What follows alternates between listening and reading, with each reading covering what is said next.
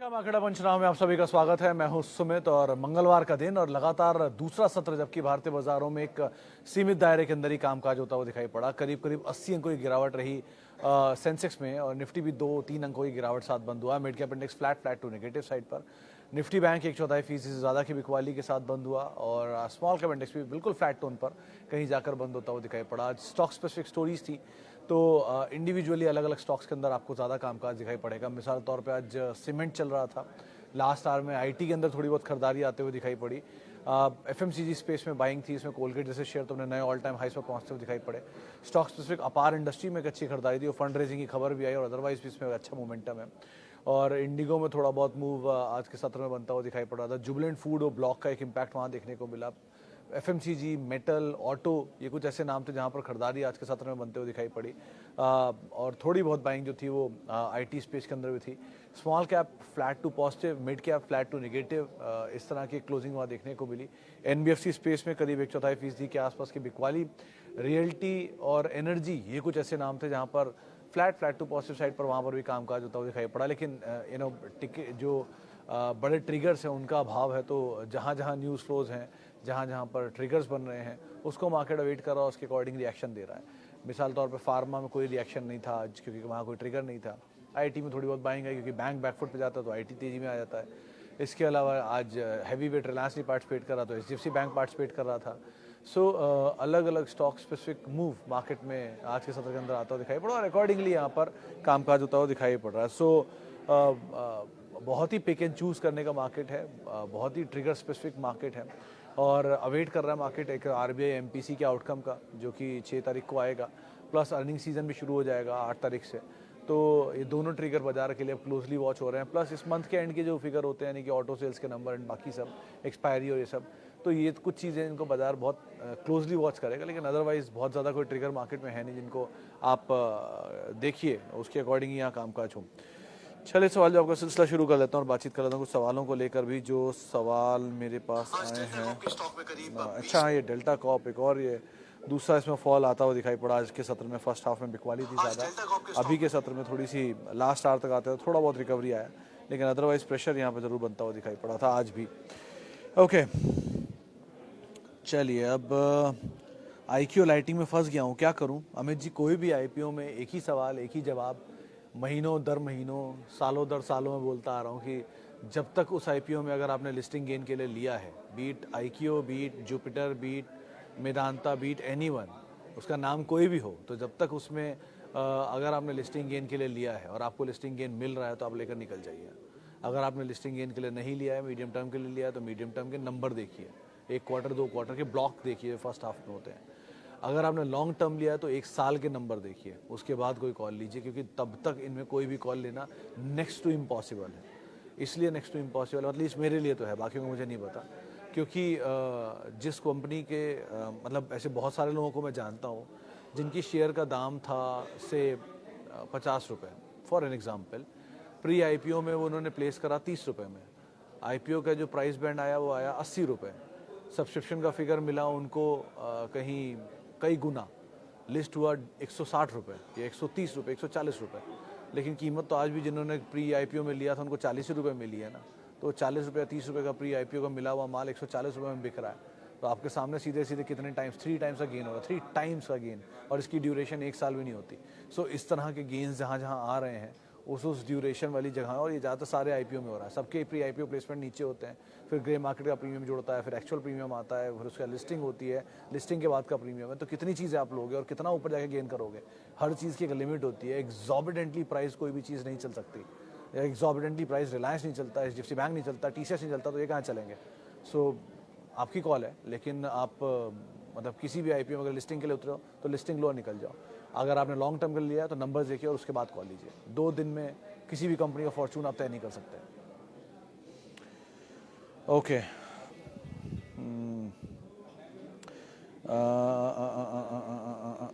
LNT के share के बारे में बताएं। प्रिया मैम, एलएनटी के शेयर के बारे में क्या ही सुनना चाहते हो आप? मतलब 3 लाख 3.25 लाख करोड़ की ऑर्डर बुक है, 100 साल ऑलमोस्ट पुरानी हिस्ट्री है, 11 लिस्टेड नॉन लिस्टेड सब्सिडरी की ओनर हैं, 2 लिस्टेड सब कंपनीज की ओनर है, इंडिया की मेगा इंजीनियरिंग जाइंट है, इंडिया के जितने भी बड़े से बड़े इंजीनियरिंग मार्वल्स हैं, be it statue of unity, be it lotus temple, be it Narendra Modi stadium, be it Doha stadium, जो वर्ल्ड के मार्वल्स हैं, इंजीनियरिंग मार्वल, वो एल&टी नहीं बनाया है.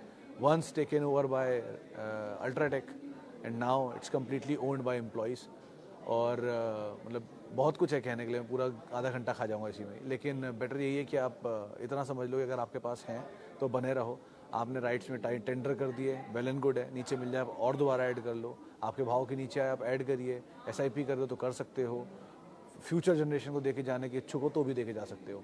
It's a quality company to own. और क्योंकि सक्सेसर का इशू नहीं है इसमें, इट्स ओन्ड बाय एम्प्लॉयज़, तो generation by generation manage by corporates है. सो वो दिक्कत होनी नहीं चाहिए. AM नायक साहब के जाने के बाद वो लिजेसी को कैरी करेंगे ही करेंगे. So it's a good company to own otherwise.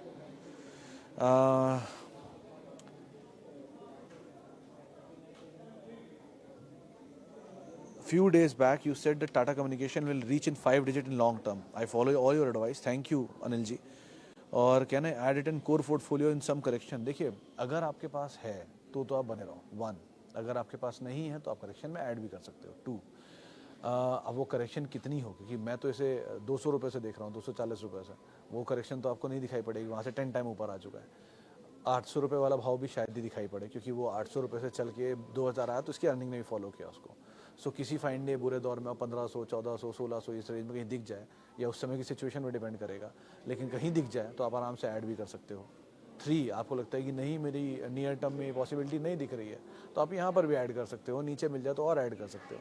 So options are, मतलब धंधा अच्छा है, मैनेजमेंट अच्छा है, कंपनी अच्छी है, owned by good people and manage by good people. Company की खुद की गाइडेंस बहुत स्ट्रॉन्ग है. अभी 2-4 दिन पहले इंटरव्यू आया था, एंड बहुत बढ़िया फंड्स के पास होल्डिंग भी है. सो इसमें खोने के लिए बहुत कुछ है नहीं. सबसे बड़ा ट्रिगर जो मेरे को निगेट करता था वो था इसके F&O में रहना. वो जैसे ही निकला वो ट्रिगर खत्म हो गया, और उसके बाद आप देख ही लिए शेयर को. सो बेटर यही है कि आप अगर लेना चाहो ले सकते हो, कोर पोर्टफोलियो का हिस्सा ही बना सकते हो, कोई दिक्कत नहीं है. लेकिन नीचे मिल जाए तो ज़्यादा अच्छा है. कितना नीचे पता नहीं, लेकिन किसी सिचुएशन में मिलेगा. आज तो मिलेगा नहीं, तो वो सिचुएशन आएगी तब आपके पास पैसा हो ना हो, आप किस सिचुएशन में आप हो, आप क्या सोच रहे हो, कोई बेटर ऑप्शन मिल रहा हो, तो इसलिए मुझे कुछ नहीं पता. बेटर है कि ये 800 रुपये में, मैंने इसीलिए हमेशा बोला कि Tata communication is a good bet, it's a good bet, it's a good bet. वो 800 में नहीं समझ में आया, 2000 में समझ में आ रहा है, तो क्या ही कर सकता हूँ. Likewise HDFC bank is a good bet, TCS is a good bet. ये भी बोला था वो 3100 में, वो सुना नहीं किसी ने. USL वॉज अ गुड बेट 720 पे. इनग्रेविया एंड पता नहीं कितने नाम में गिना सकता हूँ ऐसे ही. सो अभी के लिए आप सुनना चाह रहे हो तो HDFC bank again is a good bet, और कुछ दिख नहीं रहा. डेल्टा कॉप हो सकता है, लेकिन वो ट्रेडिंग बेट है. UPL वॉज अ गुड बेट कुछ दिन पहले तक. सो ये गुड बेट इसलिए बोलता हूँ कि ये इनमें मोमेंटम आ सकता है. इनकी शक्लें बताने की चल सकते हैं. अब वो कैसे बताती मुझे मत पूछिएगा, क्योंकि वो कुछ आता ही है एक्सपीरियंस से. So better HDFC is a good bet. अगर आप जाना चाहते हो तो Tata com is a good bet. आप एंटर करना चाहो कर लो, नीचे मिल जाए तो बहुत अच्छी बात है. इवन अल्ट्राटेक, इसको मैंने कई बार जिक्र किया है कि अगर आप जाना चाहते हो तो UltraTech is a very good company. आज ऑल टाइम हाइस पर है. बजाज ऑटो 4500 पे था, 5500 आने को हो रहा है, 52-5300 आ चुका है. लाइकवाइज तो ऐसे बहुत सारे नाम हैं. टाइम पे वो बदलते रहते हैं, क्योंकि किसी की सिचुएशन उस समय होती है लेने लायक, किसी की सिचुएशन नहीं होती है उस समय पर लेने लायक. डिवीज था 2900, 3000, 3200 पर लेने लायक. उसका मैं जिक्र नहीं करता, उसका TCS का जिक्र अब नहीं करता, USL का जिक्र अब नहीं करता, टाटा कॉम का जिक्र अब नहीं करता, क्योंकि ऑलरेडी चल चुके हैं. तो अब फंसने की गुंजाइश कम ज़्यादा हो गई है. उस समय कम थी, अब HDFC बैंक में फंसने की गुंजाइश कम है. आपको अगर रिटर्न नहीं दिया तो ठीक है ना, आगे दे देगा, क्या दिक्कत है. ओके. सेंको गोल्ड 30% प्रॉफिट है. ऐड मोर और hold at this point of time. Prasenjit ji, मैं थोड़ा कॉन्ट्रा कॉल लूँ. आप 1/3 पोजीशन अपनी शेयर की बेच दो, उससे आपकी जो कैपिटल है वो निकल आएगी. एटलीस्ट 1/3, 30% गेन है ना आपको. तो मान लीजिए 100 शेयर है तो 30 बेच देंगे. 30 बेचते हो सारे शेयर फ्री के हो गए. 30 शेयर तो एटलीस्ट, मतलब जो बचे हुए शेयर आपके पास हैं उनमें से 30 शेयर ही की कॉस्ट तो निकाल ही लिया आपने. बचे हुए शेयरों की कॉस्ट आपको और निकालनी है. तो विद टाइम वो धीरे धीरे ज़्यादा कॉस्ट कर अपनी फ्री कर लो ये शेयर. और अगर आपको जेम्स एंड ज्वेलरी में जाना है देन गो फॉर टाइटन. क्योंकि किसी भी सूरत में 18,000 करोड़ की कंपनी तो ये है नहीं शायद, लेकिन किसी भी सूरत में अगर आप जेम्स एंड ज्वेलरी कोई लीडर ढूंढ रहे हैं तो टाइटन ही है एनी डे. ना केवल नेशनल प्लेयर में, बल्कि ऑनलाइन में भी कैरेट लेन के थ्रू वो बहुत स्ट्रॉन्ग डोमिनेंस रखते हैं. और कैरेट लेन उनके लिए एक बड़ा एसेट क्रिएशन हो चुका है. वो एसेट क्रिएशन किसी भी दिन भी वैल्यू अनलॉकिंग में बदल जाएगा। सो इसीलिए आप आराम से अगर लेना चाहते हो तो टाइटन ले सकते हो, किसी फॉल में ले लेना। अभी Q4 Q2 के अपडेट आने शुरू होंगे, ख़राब अपडेट आ जाएगा, नीचे मिल जाएगा, तो एक अच्छे मौके होंगे आपके लिए। ऐसे किसी का इस्तेमाल करके आप उसमें एंटर कर सकते हो। बट सेनको में क्योंकि हिस्ट्री बहुत पुरानी है नहीं, दो ही कंपनी पुरानी है, लेकिन इसके नंबर्स ज़रा हर क्वार्टर बाय क्वार्टर आने दीजिए, तब ज़्यादा सिचुएशन क्लियर होगी। और फिर वही बात है, IPO है, 6 महीने साल भर इक्विटी छूटती है, बहुत सारी चीज़ें डिपेंड करती हैं उस पर, तो होने दीजिए, सब कुछ हो जाएगा। बैड वेदर्स एक बार स्टॉर्म कर ले 1 साल में, वही लक्ष्मी केमिकल था, वही पेटीएम है, वही जोमेटो है, वही नायका है, अब हो गया ना साल पूरे। अब आप जो मर्जी करो इनमें, सबकी सिचुएशन आपको क्लियर है, लेकिन इनकी नहीं है, तो होने दीजिए इनको भी कुछ समय। आई हैड दीवान हाउसिंग के share which I can't find in my reminder. Sir है ही कहाँ दीवान हाउसिंग? अरोड़ा साहब ये डीलिस्ट हो चुका है स्टॉक। तो आपने शायद बहुत देर कर दी समझने में कि ये कंपनी पहले NCLT में चली गई और फिर वो पिरामल ने इसको NCLT से ख़रीद लिया। सो अपने रजिस्ट्रार से आप एक बारी बात करके समझ सकते हो कि क्या हुआ है स्टॉक के साथ, लेकिन मेरे ख्याल से इसमें बहुत कुछ होगा नहीं। सो बेटर यही है कि आप एक बार अपने रजिस्ट्रार से बात करो, वो ज़्यादा ब्रोकर से नहीं, रजिस्ट्रार से। इस कंपनी का रजिस्ट्रार होता है, आप गूगल में सर्च कर सकते हो और वहाँ एक बारी बात कर लो, क्योंकि ये दीवान हाउसिंग NCLT में जाकर वहाँ से पिरामल ने ले लिया है, तो क्या ट्रीटमेंट हुआ दीवान हाउसिंग के शेयर होल्डर्स के लिए ये मुझे पता नहीं है, लेकिन एक बार आप पूछो, बहुत कुछ इसमें मिलने की उम्मीद कम ही रखना आप। Mahindra logistics for long term better is blue dart again, but for momentum you can go for, not for long term. अगर आप मोमेंटम चेक कर रहे हो तो वहाँ पर एक बार को जा सकते हो, लेकिन अगर आप लॉन्ग टर्म की स्टोरी ढूंढ रहे हो तो इससे बेटर ऑप्शन आपके पास अवेलेबल है। सर PVR में 10% नीचे क्लोज दे रहा है, मेरा सारा प्रॉफिट ले गया और 3% प्रॉफिट है।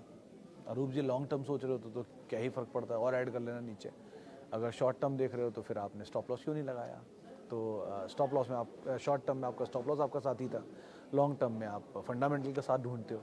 सो अगर आपने ये सोच के लिया था कि बहुत अच्छी अच्छी पिक्चरें आ रही हैं, इनका बहुत इम्प्लीकेशन होगा, 1000 करोड़ जवान या जो भी मूवी आई है वो पार कर गई है, सो अगर आपको लगता है कि उससे बड़ा रेवेन्यू पे फ़र्क पड़ेगा, जो आपने सोचा भी था मेरे ख्याल से, तो उसके नंबर आने दीजिए ना। Q2 के नंबर में रिफ्लेक्ट होगा, Q3 के नंबर में रिफ्लेक्ट होगा, तो Q3 Q2 का वेट करिए।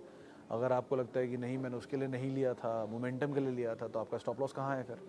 सो you have to be very clear. या तो आप ट्रेडर हो तो 10% लॉस में रो मत आप, आपको स्टॉप लॉस लगाना था। और अगर आप इन्वेस्टर हो तो फिर आप शांति से फंडामेंटल रिविजिट करो, कहाँ गलती हुई वो देखो, और नया एवरेज करना है कि नहीं करना है ये सोचो। तो दोनों चीज़ें आप ही को डिसाइड करनी है, मैं थोड़ा डिसाइड कर सकता हूँ सर। Thank you, Ghosh साहब, thank you. Please suggest some dividend paying safe stock that can make possible to have 1 lakh per annum. तो घोष साहब थोड़ी गणित समझते हैं। 7% FD का रेट है, ठीक है। आप, मैं मैक्सिमम से मैक्सिमम अगर कोई डिविडेंड यील्ड भी दे दूंगा तो 8% से ज़्यादा यील्ड नहीं होती बाजार में। 8% यील्ड होते ही बाजार खुद उस पर टूट पड़ता है। 9% है तो आप समझ लो ना गवर्नमेंट बॉन्ड हो गया, तो 9% गवर्नमेंट बॉन्ड है। अगर 9% सेफेस्ट गवर्नमेंट बॉन्ड में मिलता है, अगर आपकी यील्ड उससे ज़्यादा है तो बाजार पहले उसको वैल्यू देगा ना, क्योंकि 1% ज़्यादा मिल रहा है वहाँ पर, तो वो स्टॉक तो वैसे ही नहीं बचेंगे, उन्हें वैसे ही बाजार पकड़ लेगा। तो मोटा मोटा ये मान लो कि 9% आपको यील्ड मिलनी है, तो 9% यानी कि 1 लाख पे 9,000 रुपया साल का मिलेगा। 10 लाख पे आपको मिलेगा 90,000 रुपया, 1 करोड़ पे 9 लाख रुपया। तो आपको चाहिए कितना साल का? 1 लाख रुपया। तो आप उसी हिसाब से अंदाजा लगा लो, आपका कैपिटल इतना ही होना चाहिए कि करीब करीब आप 1 लाख रुपये उसमें साल का निकाल लो 9% के हिसाब से। ये होता है सेफेस्ट वे जो आपने पूछा। अब अगर आप डिविडेंड यील्डिंग स्टॉक पूछ रहे हो तो better is Oracle financial, PNB guilds, इनके डिविडेंड यील्ड हैं। लेकिन डिविडेंड यील्ड में एक बहुत साफ चीज़ समझ लेना, PSUs आपको डिविडेंड यील्ड देते हैं रेगुलरली। प्राइवेट में सिवाय IT कंपनियों के डिविडेंड यील्ड रेगुलरली आएंगे कि नहीं, ये डिपेंड करता है। अगर साइक्लिकल है तो नहीं आएंगे, अगर स्ट्रक्चरल है तो आ जाएंगे। IT स्ट्रक्चरल है और मेटल साइक्लिकल है, जैसे वेदांता, हिंदुस्तान जिंक अब नहीं आ रहे हैं। सो डिपेंड करता है उनके ऊपर भी, तो इस हिसाब से आप कॉल लेना। और जो आप 1 लाख रुपए पर एनम सोच रहे हो, तो be on a realistic ground, आपका बेस कैपिटल उतना ही बड़ा होना चाहिए। लोग पूछते हैं कि मुझे हर महीने 50,000 रुपये इनकम चाहिए, तो हर महीने 50,000 रुपये इनकम के लिए आप कैपिटल भी सोच लो, क्योंकि बाजार 12% 15% देता है साल का, और साल का 12-15% का मतलब हो जाता है आप महीने का कहीं 6%। तो आपको लगता है 6% तो हम ऐसे ही निकाल लेंगे, तो निकाल लो सर, और कोई तरीका नहीं है इसका। लेकिन द बेस्ट इज़ कि कैपिटल डिप्लॉय के ऊपर आप अपना रिटर्न देखना। खाली आउटराइटली ये बोल देने से कि मुझे लाख रुपए महीने का चाहिए, पैसा नहीं बनेगा, उसके पीछे कैपिटल भी होता है और उस कैपिटल का एक रियलिस्टिक रिटर्न होता है।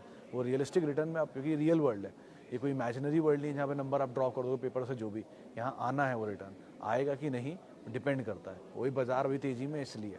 सो बहुत कुछ देख कर फिर कॉल लेना, but stick to good dividend yielding stock. Dividend yield आपको तब बेनिफिट देगा जब बाजार क्रैश करता है, उस समय आप डिविडेंड यील्ड स्टॉक उठा लो, क्योंकि वहाँ पर आपका डिविडेंड यील्ड हाईएस्ट होता है। अभी बाजार तेजी में है तो डिविडेंड यील्ड बाजार ऑलरेडी आके बैठा है। और डिविडेंड यील्डिंग स्टॉक के साथ एक और चीज़ ध्यान रखना, वो चलते नहीं है कभी, वो एक ही लेवल पे रहते हैं, तभी उनकी यील्ड बेटर रहती है। जैसे ओरेकल है, वो एक रेंज में ही चलेगा क्योंकि उसकी यील्ड बेटर रखनी है उसे।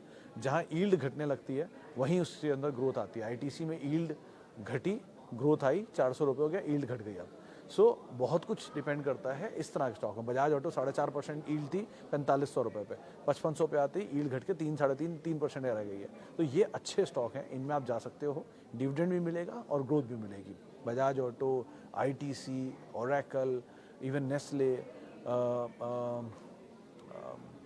ये कुछ मोटे मोटे नाम हैं जिनके डिविडेंड यील्ड्स बेटर हैं, सनोफी, इनको आप एक बार को देख सकते हो। ओके आगे बढ़ते हैं। और Tata Elxsi fresh buy for long term. Amar sir बहुत चला हुआ है तो उस हिसाब से कॉल लेना, लेकिन 5200-5500 के range is a good bet to buy, 6000 तक इवन। इंस्टेड आप टाटा कॉम जा सकते हो टाटा एलेक्सी की जगह, वो फिर भी एक बार को बेटर डिविडेंड पेइंग कंपनी है, तो वहाँ पर भी अच्छा डिविडेंड आ सकता है इसी टिकट साइज में आप जा रहे हो तो। ग्लोबल स्पिरिट्स बाय कर सकते हैं फोगट सर, बस थोड़ा रिस्की बेट है। जो रिसेंट लोस थे ना 740 के आसपास थे शायद, उसको एक स्टॉप लेके आप एंटर करना, क्योंकि सीज़न भी शुरू हो रहा है। Second half of financial year इनके लिए अच्छा होता है हमेशा, फेस्टिव डिमांड भी रहती है और वो श्राद्ध के पीरियड भी ख़त्म हो जाते हैं। सो पिकअप आना चाहिए, तो बेटर ये कि आप एंटर करना चाहो कर सकते हो, बट अगेन स्टॉप लॉस 740 के आसपास ही रखना, जो पिछला वाला लो था वहाँ, जो साल का लो था इसका, वही स्टॉप लॉस के साथ जाना है इसमें। ओके जील शेयर में आदित्य सर, इसके बारे में बोलने को तो मेरे पास बहुत कुछ है, लेकिन ये प्लेटफॉर्म सही नहीं है। कभी आप पर्सनली मिलोगे तो बता दूंगा आपको, but still I will say this कि अगर आपके पास है तो आप बने ही रहो, और जैसे जैसे डेवलपमेंट्स आ रहे हैं उसके हिसाब से यहाँ पे कॉल लेना, क्योंकि इसका डेवलपमेंट ये बहुत इंपॉर्टेंट है कि सोनी इस कंपनी को पूरी तरह से टेक ओवर कर ले, इंक्लूडिंग द मैनेजमेंट, जो हो नहीं पा रहा है। अगर वो हो गया तो ये बड़ा चेंज होगा इस कंपनी के लिए। अनटिल अनलेस इस कंपनी के अंदर इश्यूज रहेंगे ही, जो कोर्ट में तारीख बर तारीख चलता ही रहता है। सो बेटर यही है कि आप ये आउटकम पूरा हो जाए, उसके बाद इसमें कोई अच्छी कॉल लेना। और अदरवाइज मतलब बहुत कुछ अंडर लिटिगेशन है, तो कुछ कह नहीं सकता हूँ, लेकिन इसमें ये बड़ा ट्रिगर है। जैसे सोनी का पूरा टेक ओवर हो जाएगा, अभी सोनी का टेक ओवर है बट मैनेजमेंट का पार्ट नहीं है बहुत सारी चीज़ों में। सो जब वो पूरा क्लियर हो जाएगा तब सिचुएशन कुछ और बनेगी। सो लिटिगेशन पार्ट क्लियर हो जाए तो आपको कुछ करना या कहना ज़्यादा आसान होगा लॉन्ग टर्म में। शॉर्ट टर्म में तो मोमेंटम है, किसी दिन 10% चलता है, 20% टूटता है, अकॉर्डिंगली आप कॉल लेना इसके अंदर। ओके अपोलो टायर में लॉन्ग था सर, पवित्रा जी, कल ही किसी ने जानकार ने हमें खरीदारी की राय दी थी और 410-420 के टारगेट थे मीडियम टर्म में। दो लॉन्ग टर्म में भी ठीक कंपनी है, बट C8, बालकृष्ण, MRF, ये 3 are the major players in their own segment, तो उनको भी आप देख सकते हो। अपोलो की इक्विटी बहुत बड़ी है, ये आज से नहीं है, ये हर्षद मेहता के टाइम से। इनफैक्ट आज भी हर्षद मेहता के भाई साहब के पास 2.5% स्टेक है इसका। सो लेकिन वो अंडर लिटिगेशन है वो कोर्ट में, लेकिन ये मतलब पुरानी इक्विटी सी बहुत बड़ी है कंपेरेटिवली इन C8, MRF, बालकृष्ण के, इसीलिए वो महंगे दिखते हैं आपको, लेकिन लार्जेस्ट भी है। इनफैक्ट MRF लार्जेस्ट है, बालकृष्ण अपने सेगमेंट में लार्जेस्ट है, एंड C8 अपने सेगमेंट में लार्जेस्ट है, तो उनको भी वर्क आप देख सकते हो लॉन्ग टर्म के लिए। तो आरती इंडस्ट्री 500 पे 150 शेयर है, पॉलीप्लेक्स 1100 पे 50 शेयर है, लॉन्ग टर्म के लिए रखा है। कैसी कंपनी है लॉन्ग टर्म के लिए? देखिए सर, कंपनियां ठीक हैं दोनों के दोनों, बट यहाँ सिचुएशन इनकी क्वालिटी से ज़्यादा इनकी प्राइसिंग है। इनकी क्वालिटी तो है ही ठीक ठाक जो भी है, क्योंकि पॉलीप्लेक्स लार्जेस्ट प्लेयर है पैकेजिंग का, और आरती भी बहुत पुरानी केमिकल कंपनी है, गुजरात बेस्ड। लेकिन खेल क्या है कि बहुत ज़्यादा टूटे और आपने बहुत सही दाम पे लिया है। थोड़ा थोड़ा पॉलीप्लेक्स आप इनफैक्ट और ऐड कर सकते हो, आपके दाम से बहुत दूर नहीं है। आरती को आप सिर्फ होल्ड कर सकते हो। सो होल्ड करिए and keep a track over numbers, क्योंकि पिछली बार आरती के नंबर ख़राब थे इसलिए बहुत टूटा था। अगर नंबर थोड़े स्टेबलाइज हो जाते हैं, चीज़ें बेटर होने लगती हैं, तो स्टॉक वापस रिवाइव कर जाएगा। और पॉलीप्लेक्स के केस में वो सूटर ढूंढ रहे हैं, कोई खरीदार अगर मिल जाता है तो बात अलग है, लेकिन वैल्यू बाय है वो, क्योंकि 1100 रुपये के आसपास की बुक वैल्यू है उस कंपनी की, और 1170 पे वो कामकाज कर रहा है। बुक वैल्यू क्योंकि एक डील की थी उसकी वजह से है, लेकिन उसको अगर एडजस्ट भी कर दो तो भी 8 या 10 के मल्टीपल पे कामकाज कर रहा है। So revenue generating profit making company है, आराम से आप बने रहो दोनों के अंदर ही। आरती के नंबर पे ज़रा खास नज़र रखना इस क्वार्टर के। आई हैव SJVN 2000 शेयर 75 रुपये के दाम पर, लॉन्ग टर्म के लिए कैसा है? जैन सा भी ये 27 रुपये का IPO आया था शायद, ये या 16 रुपये का IPO आया था, मैं भूल रहा हूँ, 2010-11 में। उसके बाद चला नहीं, बहुत सालों बाद चला, तो अभी जब चला है तो नया ऑल टाइम हाई काट रहा है। और वैसे ही PSU की तेज़ी में मुझे एक ही चीज़ पता होती है कि हर तेज़ी में ऊपर माल बिकता है, और वो इसमें भी हुआ। जैसे ये 79 हुआ, 69 पे इसका माल आ गया बिकने के लिए। तो हर तेज़ी में PSU में माल OFS, block, split, bonus, whatever करके इक्विटी डाइल्यूट की ही जाएगी, क्योंकि सरकार को अपना ही पैसा चाहिए होता है रकम जुटाने के लिए। अब आप अपना पैसा प्रॉफिट बुक करते हो, सरकार नहीं करेगी क्या? उन्होंने भी किया, उनकी इक्विटी सबसे बड़ी है तो सबसे बड़ा कर देते।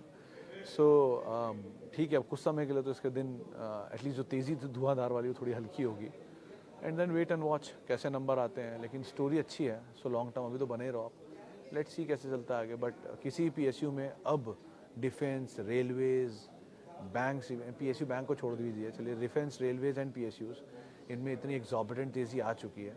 उसके बाद अगर आप बहुत उम्मीद लगा रहे हैं कि ये 15 रुपये का शेयर 75 हो गया, 75 का शेयर 750 हो जाएगा, तो उसकी गुंजाइश ज़रा कम ही रखिएगा। तेज़ी है, स्टॉप लॉसेस को साथ लेके ही चलिएगा आप। ITC, TCS, Titan always good. TCS मतलब तीनों ही लार्जेस्ट है। ITC largest cigarette maker, Titan largest jewellery, and TCS largest IT company. And I always say कि बी विद द लीडर। अगर आपके पोर्टफोलियो में लीडर्स नहीं है तो तुरंत ऐड कर लीजिए, किसी भी सिचुएशन में ऐड कर लीजिए। मतलब they are the best in their business, इसीलिए वो लीडर्स हैं। So always stick to leaders first, then go to mid cap and small cap. चलिए फिलहाल अब इतने सवालों में शामिल करूंगा। माफ़ी उन सभी लोगों से जिनसे बातचीत नहीं हो पाई, और बहुत बहुत शुक्रिया उन सभी लोगों का जिन्होंने सवाल पूछा। आपसे मुलाकात होगी अब कल बुधवार के दिन। आप मेरे साथ जुड़ सकते हैं @सुमित रिसर्च मेरा ट्विटर हैंडल है, या सारे सोशल मीडिया हैंडल्स हैं। और किसी भी निवेश से पहले अपने वित्तीय सलाहकार की राय ज़रूर ले लें। और आप CNBC आवाज़ के YouTube और Facebook पेज पे रोज़ 3:30 बजे सवाल भी पूछ सकते हैं। नमस्कार।